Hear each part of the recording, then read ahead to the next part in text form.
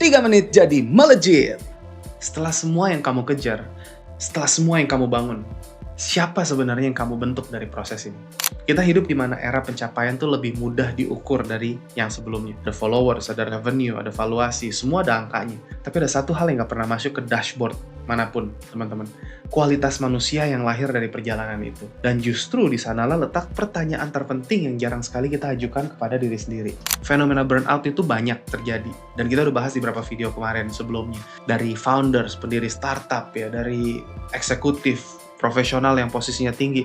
Tapi ini bukan cuma ngomongin tentang kelelahan fisik, tapi ini adalah identity crisis. Dan ini saya menyaksikan di orang terdekat saya. Dia levelnya udah cukup tinggi. Dia ngomongin tuh perusahaan multinasional, kita ngomongin udah cuma mungkin satu level lagi ke arah country head. Tapi di situ dia ngerasa ya udah, I'm just here for the paycheck. Tujuannya apa? Mereka ngerasa kosong. Mereka dapat apa yang mereka inginkan, tapi nggak kenal lagi siapa diri mereka di tengah semua itu. Dan ini bukan kegagalan produktivitas ya kita ngomongin. Ini kegagalan pembentukan diri. Bukan yang paling kuat, bukan yang paling pintar yang bisa bertahan, tapi yang paling adaptif to change. Ray Dalio bilang, pain plus reflection equal progress. Kita udah bahas ini di video sebelumnya, tapi kita ngelihat reflection, kata-katanya reflection itu di situ.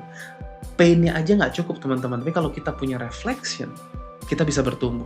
Banyak orang yang udah nanggung beban berat, tapi kalau nggak punya refleksi, beban itu cuma jadi trauma. Kita nggak sempat heal, bukan transform. Justru semua pain, kita harus terima pain supaya kita bisa grow.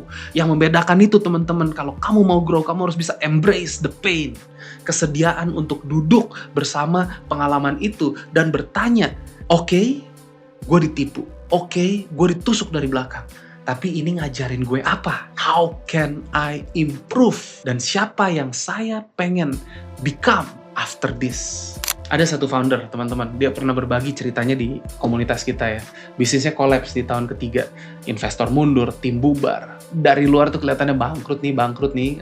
Hancur dah gitu kan. Tapi dia memilih untuk tidak lari. Dia duduk dengan kegagalan itu. Dia pelajarin seperti seorang analis yang membedah laporan keuangan, dan 2 tahun kemudian dia build something yang lebih solid. Bukan karena nasibnya berubah, tapi karena dianya sudah berubah. Ini titik baliknya.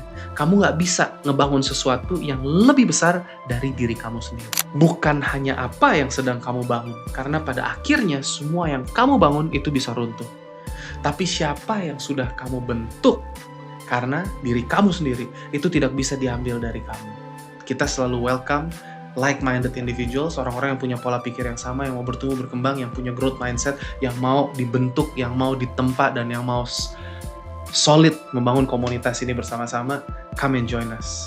The Entrepreneur Society, go bold and beyond.